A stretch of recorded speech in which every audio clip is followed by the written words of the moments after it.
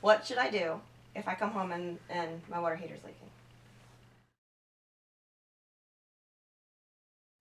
That all depends on exactly where it's leaking from. Water heaters will generally leak from two places. One being, and the most to be concerned about, is this. Okay. Because when this leaks, that means in essence there is excessive pressure inside the tank. It's the easiest to fix, it's the most to be alarmed about, and here's why.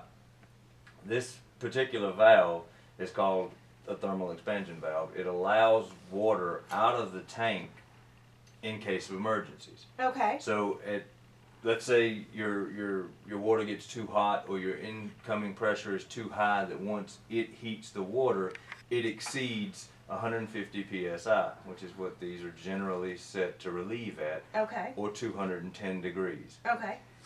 It will automatically open. You can lift this to manually override it, but there's a spring in there that is set up that at 150 psi the water is pushing on it in excess of what the spring is pushing back, allowing that pressure to come out. It's a safety mechanism to the water heater, because if it didn't have that, then the water heater literally could and would explode with excess pressure.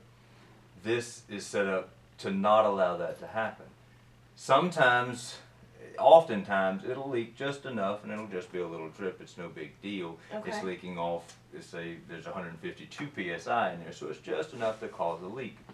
If you have a severe issue, the reason I say that it's to be concerned, if you come down here and this thing is literally spraying water, I mean it's moving at a pretty good pace, one, it's going to be extremely hot. Okay.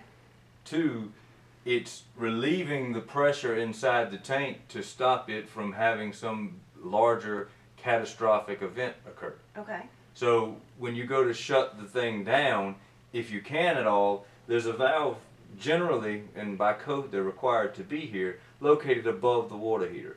If you can get close enough to the water heater to turn this valve off. Okay. And that's all it takes, is just that quick little turn. Right, without getting in, getting burned. Right. This valve should always have a pipe to the floor, because again, this is, and some plumbers won't install them, I can't get this one out. If without this pipe, it would be spraying 210 degree water right here. This is another safety feature, letting it, if it is going to squirt, the It's scalding water is going to all come the way out. down at the ground. Okay. So you should be able to get close enough to it to turn your heater off. Okay.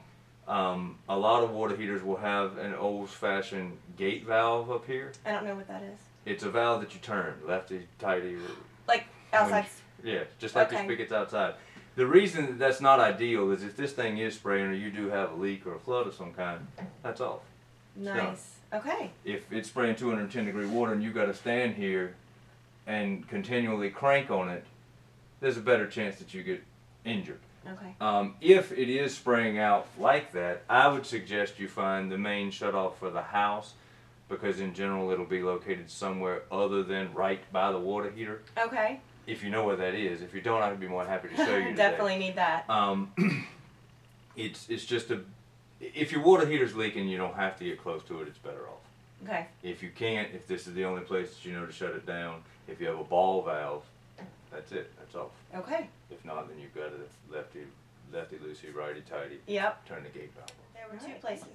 Ah. Where else will it leak? The other place that a water heater can and will leak from eventually at the end of its life cycle is inside this nice aluminum jacket. There is a steel tank. It's a cylindrical. It's got a layer of insulation around it, but there's a solid steel tank inside. Okay. That as water heats and cools, it expands and contracts. The seams that are welded together, because steel and water actually causes metal to rust. That seam will eventually rust out, causing the heater to fail. Okay. So it will leak inside the tank itself. Sometimes it'll just be a little trickle. You'll notice, one day you'll come down, it'll be moist. Sometimes you do have a catastrophic failure. Oh my goodness. It can go from a little trickle to a deluge in a matter of seconds. So when you find them leaking, shut them down, turn the gas supply off or the electrical supply off, shut the water off to them, and call a professional, because if you don't, you end up with a flood. If it's an electric water heater and something shorts out, you could cause another, issue or set of problems for yourself. that, you know, you really don't need. So shut off the power supply, whether it be electrical or gas as your fuel that you use to heat water with, and shut the water off. And call And a then give you a professional. call. Sure, I certainly hope so. But you know, generally with tank leaks, it's not as big a fear of getting close to the heater to shut it off, because even if it is running out of the bottom, it'll be running out at ground level. It won't be spraying